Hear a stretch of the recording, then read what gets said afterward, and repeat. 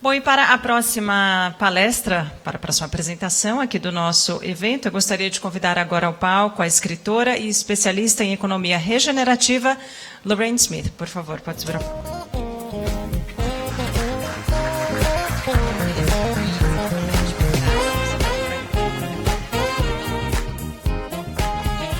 Obrigada, bom dia. Bom dia, obrigada a todos, todas por estar aqui. Fico muito feliz de estar aqui com vocês, falar sobre a economia regenerativa. Quero agradecer também a tripulação de CNI por já uma viagem muito gostosa até hoje. E vai ficar muito interessante falar com vocês sobre a economia regenerativa além da circularidade. E se eu tenho sucesso, o meu objetivo hoje é só colocar algumas sementes sobre esse tema de economia regenerativa. O que é? E, então, para explicar um pouquinho, eu tenho só um propósito. O dia inteiro, semana inteira, o ano inteiro. Eu tenho o propósito de apoiar a transição para essa economia regenerativa. Então, hoje eu vou falar um pouquinho sobre quem sou eu, porque que eu tenho o direito de estar aqui com vocês. E o que quer dizer apoiar essa transição? Já tinha várias falas hoje falando dessa transição. Coisas estão mudando. Como? O que eu posso fazer? E o que seria o papel seu de ajudar com essa transição? Vou tocar um pouco sobre isso. E, claro, vou explicar um pouquinho o que é a economia regenerativa. Eu já disse além da economia circular, mas, claro, vou tocar também sobre a economia circular. E, então, só para começar com uma definição, porque vou falar muito sobre essa coisa de regeneração, é um tema emergente. Então, a definição vai mudar um pouquinho, mas eu vou explicar o que eu entendo como economia regenerativa. Só para começar, depois vou introduzir mais coisas. Para mim, economia regenerativa só tem 3 características importantes. Todo o resto são detalhes, muito fácil. Em primeiro, essa economia é todos os negócios que fazem parte dessa economia. Captura mais carbono do que emite. Esse é no presente para as décadas que vêm, até termos realinhados com o ciclo da natureza, que já sabe como emitir e captar, mas a gente está um pouco atrasado com as regras da natureza. Segunda característica que tem nessa economia é que restaura a biodiversidade, que restaura os ecossistemas através dos negócios que fazem parte dessa economia. E a terceira, também bem gostoso, bem simples, gera qualidade de vida por meios que são justos e inclusivos para todos e todas. E só essas 3 coisas. Essa seria uma economia regenerativa. E se tem gente aqui que pensa, é um pouco absurdo, não é? É um pouco ambicioso. Bem, então para que serve a economia? Serve para a gente, não é o contrário. Então, vou explicar um pouco mais sobre eu. Quem sou eu? Como que eu passei pela essa porta de economia regenerativa para introduzir um pouco mais. Mas antes que eu chegar aí, vou explicar que o pessoal desse evento de CNI tinha convidado outras pessoas que não podiam vir. Em primeiro, tinha o Bill McDonough, que é mais ou menos o avô de economia circular. E ele tinha outro compromisso e não podia vir. Tinha convidado também o Bob Willard, que é um grande mentor meu e de quase todo canadense que eu conheço, que é o avô da Business Case de Sustentabilidade. E ele também não podia vir porque ele não viaja de avião hoje em dia. Então, acabou que fui eu que viu. E então, caso que a minha fala não dá certo, vocês têm outra coisa para fazer, tinha outra expectativa, coloca o sítio web desses 2 caras, porque tem muito recurso, muito artigo e muitas coisas que pode baixar sem pagar. Então, fica à vontade de pesquisar um pouquinho se o que eu estou dizendo não faz sentido. Porque a gente vai fazer um pouco uma aventura aqui juntos. Então, disse que eu ia falar um pouquinho sobre quem sou eu. Sou canadense, nasci em Toronto, aqui temos a torre de CN Tower. E quando eu penso na minha cidade, na minha infância, eu tenho esses 2 lados. Cidade moderna, grande, a maior cidade no Canadá, mas também tenho essa impressão da floresta, porque tem muita floresta na cidade mesma, e também eu tinha muita sorte de passar muito tempo na floresta do Canadá, com a minha família um pouquinho. Então, eu acho que esse sou eu, essa pessoa moderna que tem... Eu gosto muito da cidade, da vida da cidade, das indústrias, toda a inovação, mas também gosto muito da floresta. Aprendi muito na floresta mesmo. Eu acho que quando eu era criança, os passarinhos falavam comigo, me davam mensagens, as árvores também. Ainda estou recebendo essas mensagens porque tem muito a ver, tem as instruções, então... E a minha mãe era enfermeira e meu pai era servidor público. Então, a fala na mesa de jantar sempre era muito complicada. Então, eu aprendi, eu e os meus 3 irmãos, de ter essa abordagem de abraçar complexidades. Lado saúde, comida, comunidade, assuntos muito complicados. Até o meu pai tinha um nível mais ou menos alto no governo estadual, no Ontario, mais ou menos estado e província. Ele era deputado por alguns anos, e naquela época, quando você aprendia a ser deputado, que não é eleito, é servidor público no Canadá, para aprender a ser deputado naquela época, você começa no ministério que não é muito complicado nem importante, ninguém está prestando atenção. Ministério de Meio Ambiente. Pois ele virou deputado de Ministério de Finanças. E em terceiro foi deputado de Mineração e Desenvolvimento Rural. Então, quando eu digo que as falas, as conversas na mesa de jantar eram complicadas, cheias de opiniões diversas e complexidade, eu estou falando certo. Foi uma formação muito importante para mim. E também tinha outra parte da minha formação que me faz muito prazer e que me dá a possibilidade de estar aqui falando com vocês em português. Diz que eu sou canadense, mas eu fiz intercâmbio no Brasil no ano 89 e 90. Foi um ano muito interessante aqui. Ano da primeira eleição. Outra coisa bem interessante para a menina canadense, entender como nasce uma democracia. Foi um prazer e uma honra. Também, então, eu morei em Brasília, na capital, mas o colégio onde eu fui, colégio brasileiro normal, fez uma viagem de campo na Amazônia. Então, eu tive a possibilidade de ir na Amazônia, chegamos em Manaus, pegamos um barco, navegamos no Rio Negro por uma semana, morando no barco e estudamos numa escola, essa aula, no meio da mata. Eu não estou na foto porque foi eu que tirei. Mas foi aí que eu aprendi sobre a biodiversidade, sobre como funciona a floresta, mas lado técnico. Também foi nesse ano, no mês de fevereiro de 1990, que eu aprendi pela primeira vez sobre a mudança climática. Eu era muito jovem, não entendia, pensei, poxa, é uma crise mesmo. Queria ir na rua gritando, sabe? E toda a gente, fiquei, mas isso é coisa séria. Não fomos na rua gritando até hoje, está mudando um pouquinho, mas eu sou mais velha. Então, foi uma experiência muito boa que me entrega, até hoje, muita coisa importante. Pois, cheguei para o Canadá, fui para a faculdade, estudei línguas, literatura, alemão, espanhol, porque não tinha português na faculdade, deveria ter, e francês, e também religiões mundiais, porque eu fiquei muito curiosa, sou vira-lata lá do religião, mas tinha percebido que religião tinha a ver com tudo, com cultura, com política, com entendimento, com o que a gente reconhece ou não reconhece. Então, eu queria entender mais. Foi uma formação interessante, pois saí da faculdade e queria pagar as contas. E então, eu respondi a uma propaganda no jornal. Não sei se foi assim no Brasil. Naquela época, você procurava trabalho no jornal, sabe? Lendo as propagandas. Então, vi uma propaganda para post na WWF, Canadá.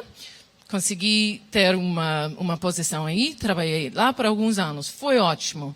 Aprendi muito. Um time ótimo, bem organizado. Até hoje tenho grandes amigas desse tempo, dessa época da minha vida. Mas uma coisa que não deu certo para mim, sem realmente entender, era que essa organização, bem reconhecida, bem certa, capturava tanto dinheiro para resolver os problemas. E eram bem ocupados, porque já tinha muito problema nessa época. Então, eu aprendi sobre essa máquina de capturar dinheiro para resolver problemas. E alguma coisa não deu certo. Uma coisa que deu muito certo, por outro lado, era que eu tinha uma chefe bem inspiradora que me perguntou um dia: será que você quer assistir a aula de corrida de distância comigo? E já que era a minha chefe, eu disse: devo fazer isso. Então, a gente foi fazer aula de corrida de distância e foi a primeira vez que eu corri uma maratona.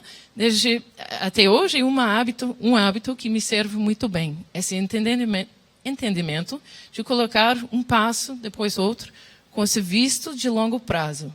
Então, eu aprendi muito nessa época.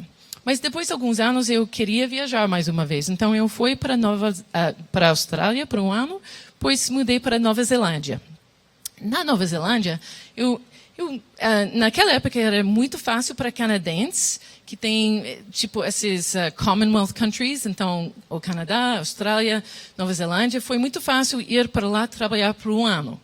Então, eu procurei trabalho temporário, cheguei numa empresa de eletrônica, engenheira eletrônica, e tinha a posição de recepcionista. O telefone sonava muito frequentemente, porque era aleatório.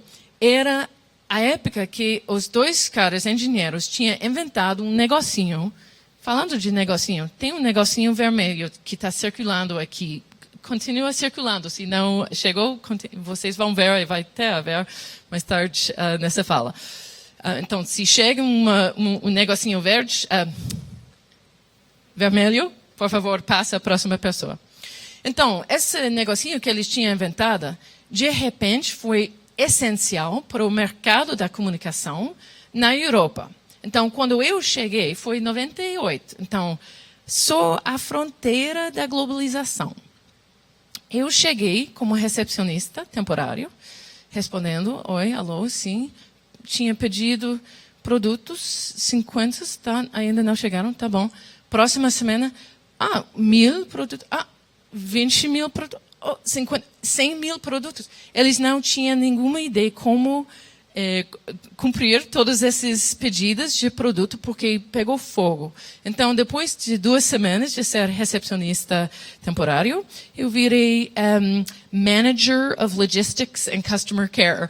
Então, foi uma promoção muito interessante. Queria dizer que tinha muita coisa para fazer. Até eu trabalhei na fábrica mesmo, essa também não sou eu, eu trabalhei na fábrica mesmo para aprender que é coisa eletrônica, de onde vêm todas as partes, e como é que funciona essa empresa. Foi mais uma formação incrível. Então, aprendi sobre o crescimento, globalização, resíduo e muita coisa interessante. Mas também, se vocês conhecem Nova Zelândia, sabe que tem muito lã. Eu sou fiadora. E antes de fiar, já tricotei muito. Então, até essa blusa que eu estou usando na foto, eu tricotei quando tinha 12 anos. Então, sempre fui uma menina mexendo com fio e tricô. E eu acho que isso tem muito a ver, igualzinho com a maratona. Esse visto de ter um visto um pouco a longo prazo, entendendo que tem esses passos. São pequenos passos que chegam um lugar mais longe. Então, Nova Zelândia foi um lugar ótimo ser fiandeira, se vocês estão querendo procurar lá. Mas voltei ao Canadá. Eu vou cortar um pouquinho a história de minha vida, se a gente tem tempo durante o brunch. Outro tempo seria um prazer falar mais sobre alguns anos numa empresa de segurança, empresa de seguro e algumas outras aventuras. Cheguei no ano 2004. Que eu aprendi que tinha esse campo de sustentabilidade. Nunca tinha ouvido falar disso antes, mas já sentia uma coisa que precisávamos para resolver esse tipo WWF pagando para resolver problema, mas por que temos problema? Não fazia sentido. Então, cheguei no campo de sustentabilidade, não vou fazer toda a sequência, em vez de falar de onde eu morei, toda a empresa que eu trabalhei, vou tocar sobre o que quer dizer esse trabalho, esse quase trabalho de base, entender os pedaços dessa transição que a gente está concorrendo. Então, é difícil quando a minha mãe diz, Lorraine, o que você faz com o trabalho? Eu não entendo. Tem coisas que eu posso mostrar. Por exemplo, eu ajudo com relatório. Eu acho que tem muita gente aqui que tem... Por favor, mostra para mim se você está num negócio que publica relatório sobre sustentabilidade ou cidadania. Tem várias. Então, vocês conhecem já esses frameworks de GRI e toda coisa. Eu ajudo muito com isso. Essa é a Novelas, que é a empresa de alumínio, que eu vou falar um pouco mais daqui um pouco. Mas também tem relatório um pouco mais profundo. Eu trabalho faz alguns anos com Citibank, um dos bancos maiores do mundo, que tem não só relatório de sustentabilidade, que eu ajudo também, mas relatório que tem dados sobre como que eles querem investir no futuro que protege o que aumenta os princípios do meio ambiente. Então, tem também relatórios que vão mais profundamente nisso. Tem uma tendência agora, está finalmente chegando nos Estados Unidos, já está muito para frente na Europa, sobre essa ideia de relatório integrado. Essa é coisa engraçada, porque até hoje, a maioria das empresas que publicam relatórios tem dados sobre lado finanças. Aí, e como se fosse outra empresa com outra voz e outra core business, tem relatório de sustentabilidade aí. Que não faz sentido, porque é só um corpo, é só uma voz. Então, é um risco também, é uma perca de oportunidade. Então, o que acontece hoje em dia, e tem novo framework para ajudar a ter dados que são fáceis a comparar em relatórios integrados. Esse é um relatório de Coca-Cola, que eu ajudei o ano passado. Eles saíram o primeiro relatório integrado. É um passo. É só um passo, ainda não chegaram. Coca-Cola tem muito trabalho para fazer para chegar nessa economia. Também Citibank e Novelas. É só para tocar sobre pedaços desse apoio da transição, que está mudando. Então, não temos tempo para tocar sobre todos esses frameworks, mas faz parte dessa transição. Gostaria muito, eu estou aqui o dia inteiro, se tem gente que quer falar mais disso, estou aqui a semana inteira. Mas tem muito detalhe aqui que ajudam a construir essa transição. São passos, não são o retrato completo. Além de escrever relatórios, ajudar com relatórios de empresas, também trabalho com vários parceiros que fazem relatórios sobre relatórios, ou relatórios sobre essa transição de modelo de negócio. Quem foi no evento de CNI, acho que foi o ano passado, ou o ano atrás, com John Elkington? Foi pessoal aí que não muitos. Quem conhece o conceito de triple bottom line? É uma coisa mais ou menos bem conhecida nessa sala. Bem, o John Elkington foi aquele que saiu com esse conceito há 25 anos. Ele é parceiro, cliente meu, a gente trabalha muito juntos. Saímos esse relatório sobre inovações de modelos de negócios, inclusive sobre a economia circular. Pode baixar, eu não coloquei o link, pode dar mais tarde, mas é voland.com. Se o Bill McDonough e Bob Willard já acabaram, você pode pesquisar o John Elkington. Então, é isso que eu faço que é muito visível. Mas essa transição para a economia regenerativa é muito mais complicado do que só falar de relatórios. Documentos podem ajudar para compartilhar informações. Mas, na verdade, os sinais, as transições vão acontecer nas comunidades, mas na chão. Então, às vezes, eu ajudo com projetos que estão aí na chão. Por exemplo, eu conheço e trabalho com o pessoal da indústria florestal aqui no Brasil. E então, através desse trabalho, descobrimos que, por exemplo, a certificação de FSC, que existe para mostrar ao investidor, ao consumidor, que o produto da indústria florestal está feito de uma maneira certa. Tá, tudo bem, certificação serve para fazer isso. Mas vamos um pouco para trás, onde eu estava na época de WWF, nos anos 95, 96, quando o FSC nasceu como uma parceira desses ONGs, WWF e alguns outros. Se lembra dessa época? Não tinha aplicativo, não tinha banco de dados abertos, nem tinha celular. além disso, o FSC foi feito com muito respeito, eu digo, foi feito por pessoal no Norte, falando da indústria florestal do Norte, que tem condições de negócio e também condições de crescimento de árvores muito diferentes. Então, o pessoal do Sul querem que essa certificação seja bem feita para eles, que é uma mudança. Não só para que eles podem ter a certificação, esse selo nos produtos, mas para que seja uma coisa que muda para o melhor, que é complicado. Você não pode só mudar uma certificação sem muita governança. Então, eu fiz parte de uma conversa com o IBA, Indústria Brasileira de Árvores, e pessoal daqui. Esse é um exemplo de como apoiar essa transição. Mas agora eu vou cortar um pouquinho aqui, agora estamos só falando da transição tipo sustentabilidade, melhor do que pior, a melhorar coisas para fazer menos danos. Mas temos que chegar muito mais longe. Essa maratona, estamos só nos primeiros quilômetros. Então, eu já falei de John Elkington, aquele que falou de Triple Bottom Line. O ano passado, ele saiu um artigo na Harvard Business Review para retirar o conceito do Triple Bottom Line. É um pouco para provocar, porque na realidade você não pode retirar um conceito, mas ele queria provocar dizendo, olha, há 25 anos eu coloquei esse conceito no mercado, não todo mundo, mas muita gente diz, sim, somos uma empresa Triple Bottom Line. Olha só o relatório cheio de dados de Triple Bottom Line. Até relatórios integrados. Mas o sistema ainda está indo no sentido errado. Então, se o Triple Bottom Line era para mudar os negócios, era para criar valor de uma maneira que faz essa coisa Triple Bottom Line, não está funcionando. Vamos consertá-lo na loja. Ainda estamos arrumando um pouquinho.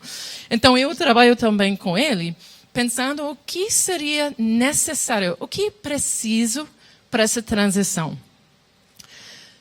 Vamos um pouco para o lado escuro, para falar de o que está acontecendo no mundo. Por que mudar? Transição para quê? Que serve? Bem, já ouvimos várias coisas nas falas antes, e eu acho que vocês estão acordados, sabem já que tem problemas. Essa ideia do antropoceno, que estamos numa época geológica que tem efeito causado por o ser humano.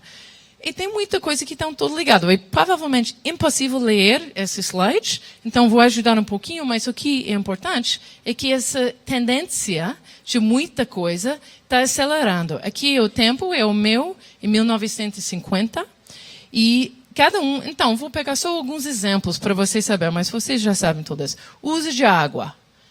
Está crescendo. Não é um destaque que vocês não já sabem. Perca de biodiversidade. Está indo muito rápido. Número de restaurantes McDonald's. Não tinha, agora temos. Não é para dizer que McDonald's é mau, é só para olhar as tendências. Consumação de papel. Quase não tinha, agora tem. Então, essas são as características do antropocênio. O que está acontecendo? Para ser negócio que vai ter sucesso nessas características, nesse antropocênio, vão ter outra medida para entender. Porque pode ser que o futuro pareça ruim, mas ainda temos muito presente. Um grande amigo que me falou disso, achei muito bom, se chama Fabrício Muriana. E agradeço muito a esse Fabrício, porque eu posso, às vezes, ficar muito triste desses retratos da antropocênio. Parece quase impossível. Mas tem muita possibilidade aqui na presente. E a gente vai falar mais sobre isso. Porque é assim que eu entendo o meu papel nesse presente. Somente para você, qual é o seu. Então, para criar valor nesse antropocênio, essa transição que estamos... É uma experiência que está acontecendo, mesmo se a gente não quer. Precisamos de outra maneira de entender valor. Até hoje, a maioria, valor queria dizer negócio ao centro. Talvez tinha equilíbrio ao lado, um pouco de sociedade e meio ambiente. Mas ao centro de negócio era o negócio. Esse shareholder value. E chegamos à época de shared value, o valor compartilhado, que é também esse triple bottom line, sustentabilidade. Mas olha o tamanho do business, como se faz do mesmo tamanho do meio ambiente, que é o planeta inteiro, que tem sociedade de dentro. Não faz sentido como modelo mental, mas é assim que mesmo hoje a maioria das iniciativas de sustentabilidade estão rolando. Com respeito, eu estou dizendo tudo isso com respeito. Eu faço parte da indústria que já fez muito disso. Então, sou eu que tenho tanta culpa como qualquer um. Mas temos que chegar no modelo mental e também no modelo de negócio que entende a realidade. E a realidade acontece que o negócio, o business e toda a economia é baseado na sociedade, da gente, que só existe porque tem planeta, porque tem vida, que tem natureza. Então, como chegar aí? Já tem muito. Eu estava falando dos relatórios e dos frameworks que ajudam a colocar dados e metas e tudo isso em relatórios. Existe um novo que agrega tudo isso, trabalhando com o GRI, Integrated Reporting Council. Toda a gente tem muito falando disso. Como entender esse novo benchmark para chegar no futuro que queremos. Vou tocar rapidinho sobre isso e vamos mergulhar um pouco nos exemplos de como está rolando. Eu roubei esse slide de pessoal do Future Fit Business Benchmark. Então, todo open source tem muito documentos sobre isso, muitos filmezinhos, coisas para entender. Tá todo, não tem que pagar, open source. Eu faço parte do comitê de pessoal que revisa cada versão que sai. É muito bem feito. Eu tenho muita confiança na a rigorosidade que tem nessa pesquisa que eles fazem e o que eles colocam no mercado. Qual é o modelo mental que muda aqui? Como é que pode ajudar com a transição? Normalmente, se uma empresa quer mostrar o progresso, como que eles estão indo para frente, eles vão fazer uma comparação. Acontece muito frequentemente, uma comparação com o ano passado, ou algum lugar no passado. Ou, até mais comum, é uma comparação com a indústria. A gente está aqui, tem outras para trás, outras para frente. A gente quer ser número 1, ou até sou número 2. E é importante saber para o investidor, é assim que eles fazem essa comparação. Eles vão olhar a indústria para entender quem está na frente, sem saber onde tem que ir. É muito comum, é um problema que a gente vai quebrar hoje. Outra maneira que a gente está vendo, vamos ver um exemplo disso, que, bom, eu digo tudo isso com respeito, é progresso, são passos. Outro passo que a gente está vendo são metas que são, bem ambiciosas, mas que não têm contexto no sentido do planeta e como a vida funciona, tipo lei termodinâmica. Então, esse é o normal. Quase tudo é ou dois dessa abordagem. O que precisamos é entender o futuro que queremos, esse tipo break-even point, quer dizer, você não está fazendo danos através do negócio. Mais uma vez, pense se você acha que esse é ambicioso. Que coisa que não fazer danos com o negócio seria absurdo, ambicioso. Vamos mudar até esse modelo mental. Então, eles têm todo um benchmark, muito documento. Tem pessoal aqui no Brasil trabalhando sobre isso. Até a empresa a Body Shop, que agora faz parte da Natura, já tem esse como padrão que eles estão tentando alcançar. Então, quando eu falo da transição, é isso que eu estou falando. Essa transição de entender, bem, a gente está um pouco melhor do que antes, o deles aí. E para entender, aí realmente é o futuro que queremos. E entendemos onde nós estamos. É uma maratona, tem 26 milhas, 42,2 quilômetros. Para chegar ao final e ir correr mais corridas, temos que entender que estamos no quilômetro 2, o 4,5. Onde estamos? Muito importante. Então, eu falei de semente, que são sementes de algodão crescendo na minha janela em Nova York, quando eu morava aí. Agora estou baseada em Montreal. Falamos mais de fio mais tarde. Então, Eu fui convidada aqui porque é um evento sobre a economia circular e então eu devo falar um pouquinho da economia circular. Mas acontece que a economia circular é só um pedaço, sinto muito, mas já tem gente indo muito mais para frente falando que essa economia circular que fala de cadeia de valor, está faltando um sentimento de ciclo de valor. E vou tocar rapidinho sobre isso, só para dar uma ideia onde a gente está indo. E vamos lá. Então, é impossível, mais uma vez, ler, vou ajudar um pouquinho. Tem gente trabalhando, mais uma vez, com todos esses frameworks, agregando coisas, não são isolados. Esse R3.0, mais uma vez, todo aberto, pode baixar qualquer coisa, estão trabalhando para ajudar negócios a ter padrão, ter recursos para mesurar, para saber onde estamos e onde temos que ir. Mas se só temos ferramentas, e a maioria agora dessas ferramentas falam de cadeia de valor, cadeia, linear. Mas se você quer fechar esse ciclo, como é que faz?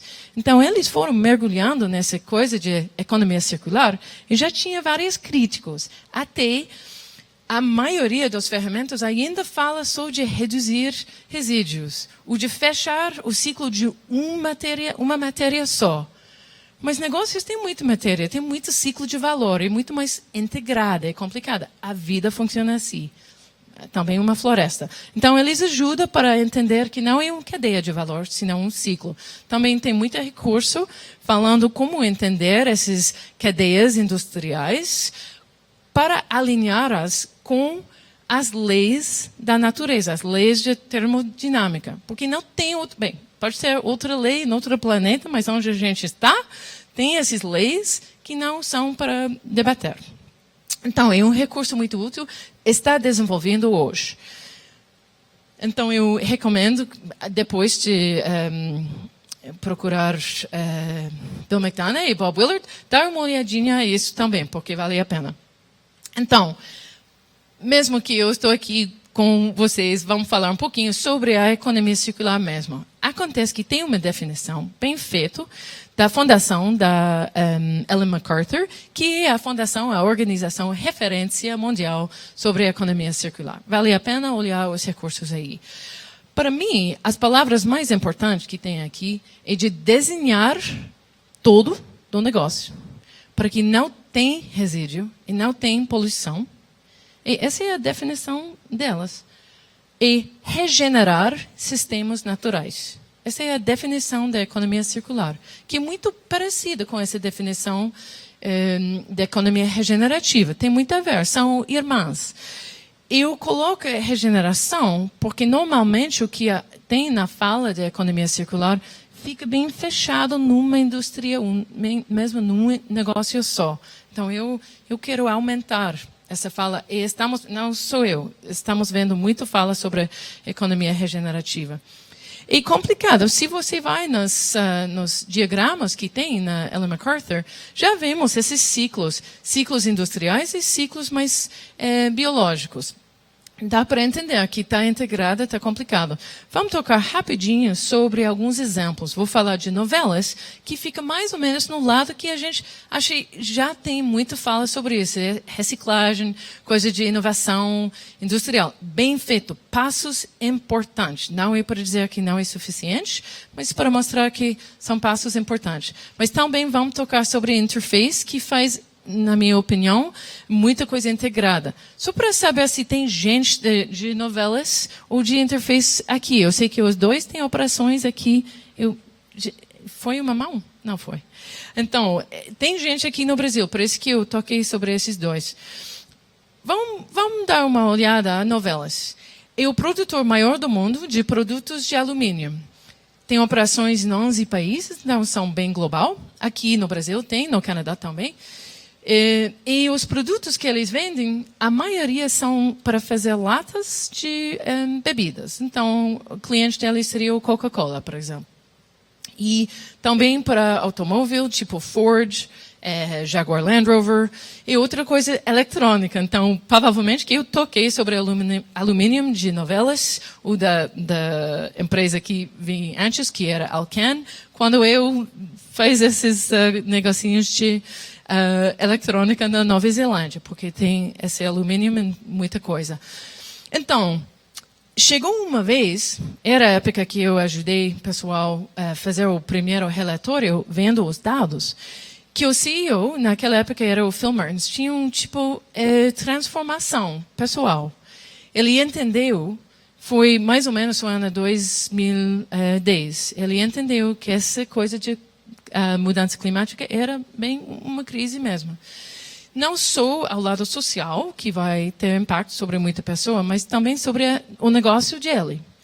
Ele viu que ia a chegar e podia ser uma oportunidade de colocar um nível de ambição na mesa muito mais alto do que antes. Então, eles anunciaram uma meta de virar produzindo todo produto de 80% material bruto reciclado. Na época que eles anunciaram essa meta, eram só mais ou menos 30%. Então, era uma meta muito ambiciosa. Podemos debater outro dia se foi a meta certa, mas foi assim que eles fazem. É muito fácil falar disso. Eu quero tocar sobre isso porque eu falo de apoiar a transição. Pense no papel seu. É muito fácil falar disso, mas olha o modelo de negócio deles. Círculos verdes são parte do modelo de negócio onde eles têm controle. Outros são outras pessoas. Então, mesmo na parte eles controlam já era complicado, mas olha, se eles viram para ser mais reciclado, quer dizer que o fornecedor da mineração, que era fornecedor durante décadas, de repente, eles vão comprar menos. São relações com gente, são pessoas que têm empregados. E é complicado mudar esses contratos também. Então, era uma transição da realidade com os fornecedores. É muito fácil estar aqui dizendo, economia circular, muito bom, mas se você é fornecedor, perdendo contratos, não é coisa boa. Então, é complicado para todo mundo. Mas até nas partes do negócio que eles tinham controle, era complicado. Por exemplo, se eles querem reciclar e fazer de novo, é um processo muito diferente do que comprar metal já feito. São fábricas diferentes, são formações diferentes, treinamento diferente. Era muito difícil. E pensa assim, aqui no Brasil, vocês já sabem que tem um nível muito alto de reciclagem de alumínio, mas faz parte da economia informal. Tem formal, mas também tem informal. Então, coisa de governança para a empresa foi complicado. Aumentar o quanto que eles compram dessa economia informal, o formalizar e legalizar, e além das responsabilidades da empresa, mas tem a ver com a empresa. Enquanto na Alemanha, onde tem operações muito grandes, já tem nível muito alto de reciclagem, e tem uma economia mais formalizada sobre isso, então era mais fácil, mas eles não tinham operações para reciclar. Então, eles investiram muito dinheiro. Acho que no ano 2014, investiram em cima de 200 milhões, $200,000, para construir a maior operação de reciclagem no mundo. Então, não era pouca coisa para dizer a gente vai comprar mais matéria reciclada. Conseguiram, fizeram o que precisava. Então, chegamos quase ao dado da meta, que era 2020. O que aconteceu? Durante todos esses anos, colocando essa meta muito ambiciosa, venderam muito mais toneladas de alumínio. Então, produto, venderam mais. Receitas também aumentaram. Vocês vão perceber que as linhas não são igualzinhas, é porque o mercado de alumínio tinha uma pressão muito alta durante esses anos, que não tinha nada a ver com a reciclagem, mas tinha muito a ver com o negócio. Então, todas as condições estão dinâmicas, não só a ideia de reciclar mais. Eles sobreviveram, mas foi difícil. Mas receberam mais receitas também. Muito interessante. Por que faz essa reciclagem? Não é só falar de economia circular, é porque precisa muito menos energia. Precisando muito menos energia, quer dizer, emitir muito menos emissões. Então, as emissões absolutas reduziram, enquanto a produção aumentou. Ainda não o suficiente. Não estão retirando o carbono, mas reduziram. Foram passos bem importantes nessa maratona. Alcançaram a meta? Não. E desculpa, falta nos relatórios bem transparentes. Eu não consegui achar o dado, o ponto de dado para 2016. Pode ser que eu devo olhar com mais atenção. Mas aumentaram mesmo o nível de reciclagem, mais 2 vezes. Então, sem essa meta bem ambiciosa, não teriam alcançado um nível.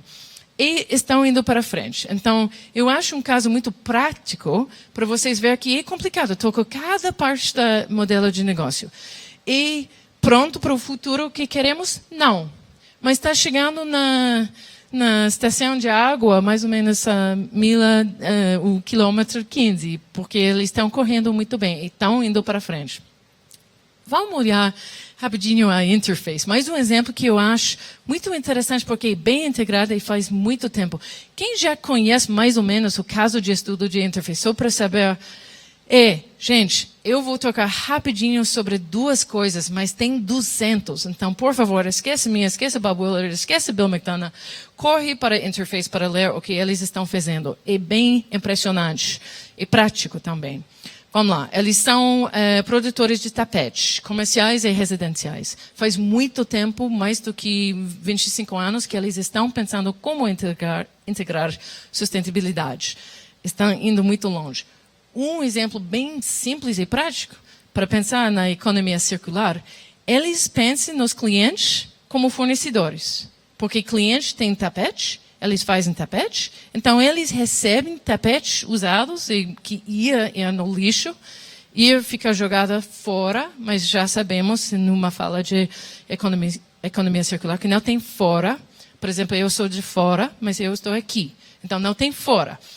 Interface pega a tapete do cliente, tem uma tecnologia que eles inventaram para conseguir isso, para separar as partes da tapete, para fazer novo produto mexido com o que eles já estavam fazendo, para fazer o backing desculpa, não tem a foto, mas para fazer o backing da tapete novo que eles vendem. Então, fornecedor e cliente e fica cliente também, é bem circular. Ok, tem muitos exemplos dessa coisa circular. Pegar um produto, fazer um novo produto. Precisamos muito rápido. Mas além de um ciclo de valor, porque não esquecemos, para ser realmente regenerativa, temos que entender todos os ciclos de valor, que são complicados e bem integrados. Então, Interface tem mais uma iniciativa bem ambiciosa. Está rolando agora, não está completa. A ideia de construir uma fábrica que produz tapete para vender no mercado, onde a fábrica funciona como uma floresta. Então, não é só eu que fica falando com passarinhos e floresta, eles também. Para não ter impacto sobre a água, nem o ar, nem qualquer coisa. A fábrica que funciona como floresta se chama Forest as a Factory. E não é só um sonho. Eles trabalham com gente, científicos, várias pessoas, arquitetura, para ter um plano para identificar, quantificar, criar e implementar. Eu só coloquei algumas coisinhas para mostrar. Não é um sonho, é uma coisa que eles estão fazendo. E está todo no sítio web. Eles têm até um slide que diz "Steal these slides". Roubem esses slides, porque eles querem que todo mundo entenda. Então, se eu penso nesse futuro, essa transição para ser regenerativa, Interface está fazendo passos. São ultramaratonistas e estão bem comprometidos para fazer isso. E eles querem que o pessoal aprenda. Então, esses são os sementes de algodão que cresceram. Eu tinha a oportunidade de pegar esse algodão da minha janela. Passos, passos, passos. A economia regenerativa, então, já estamos vendo que tem muito a ver com a economia circular, mas se eu tiver que indicar a diferença bem importante, semente nas cabeças de você, é que é regenerativa para o biossistema. Já fica de dentro desse diagrama. Mas o biosfera não é uma coisinha ao lado, é a coisa. Sem isso não tem nada. Vou correr rapidinho aqui para terminar. Espero. Onde é o negocinho vermelho? Está circulando? Tá para lá. Bom, fica circulando. Só tocar rapidinho e já tinha fala. Fiquei muito feliz de ver que aqui no Brasil, vocês têm uma oportunidade enorme. Lado financeiro, lado novos empregos na bioeconomia, que tem muito a ver com essa mudança climática. Podia falar o dia inteiro, só vou colocar isso, e vocês têm essa colisão do Brasil, que é uma referência mundial. Então, quando eu uso essa fala de lá fora, na Europa, nos Estados Unidos, tem coisas aí, mas tem coisas aqui também. Então, aproveite, porque tem propósitos deles que são incríveis, que podem ter muito a ver. Então, vou contar uma última historinha. Essa vem da imaginação minha, mas só toca sobre tecnologia que já existe. E quando eu sonho sobre ciclos de valor, e como cada um é integrado com o outro, é difícil explicar todo. Essa vai só tocar a superfície. Mas imagina, por exemplo, que tem investidores que estão dizendo: só quero colocar dinheiro onde vai fazer de bem.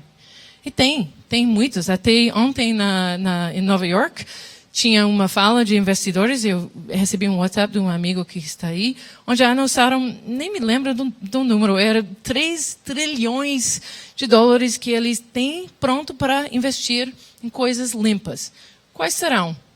Talvez papel seu para arrumar. Então, investidor quer colocar dinheiro no lugar certo. Consumidor está um pouco confuso, mas também quer participar nessa economia que faz bem para a família, para a saúde, para a comunidade. Já tem eles que estão prontos, se a gente tem como comprar. Coloquei isso para provocar um pouquinho esse carro elétrico. Eu sei que aqui no Brasil já tinha energia renovável, já quando eu fiz intercâmbio. Mas essa coisa de carro elétrico já está crescendo mundialmente. Então, e uma coisa, mas espera aí, carro elétrico é regenerativo? Não é se a energia foi feita de uma maneira que faz ruim. Mas estamos aqui nesse presente. Ainda temos muito presente, mesmo com esse futuro ruim.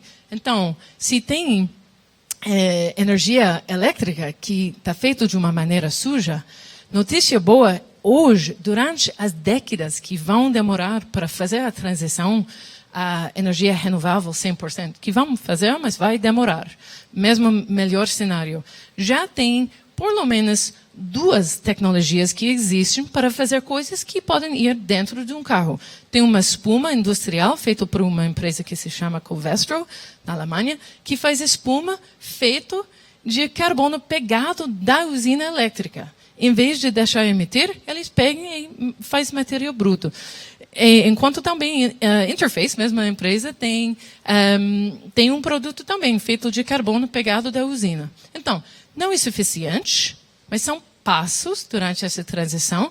E acontece que tem um prêmio que se chama o X-Prize, o prêmio X, que incentiva inovações sobre esse assunto mesmo. Como pegar o carbono que ia ser emitido, pegá-lo como material bruto. Porque sabemos, durante essa transição, vamos emitir muito carbono, mas muito não devemos.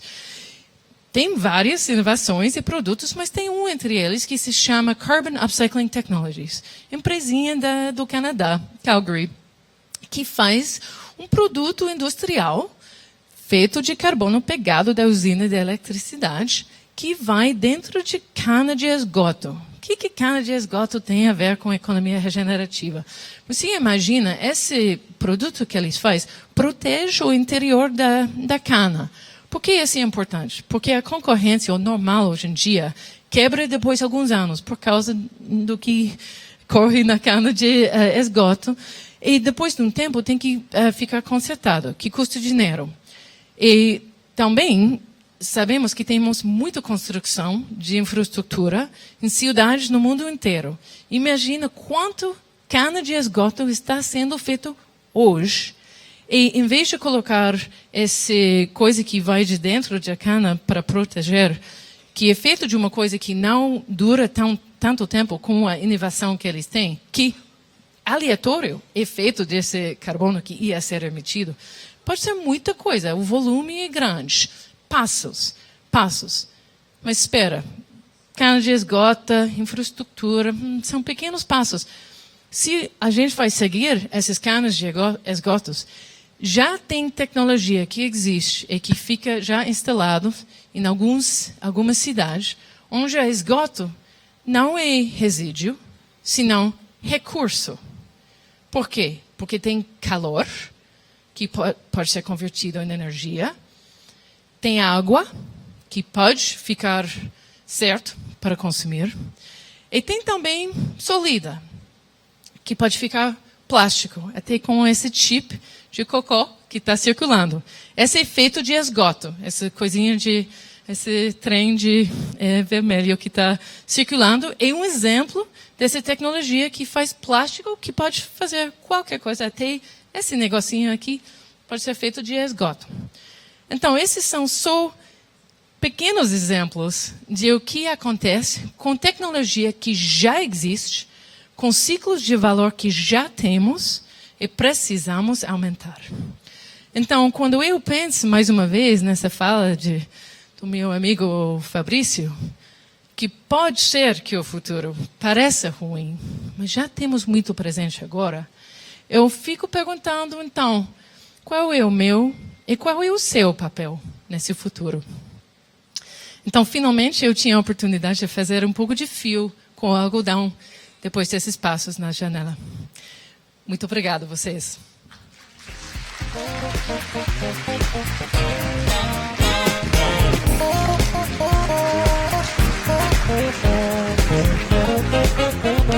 Muito obrigada, a senhora Lorraine, pela excelente apresentação aqui no nosso evento.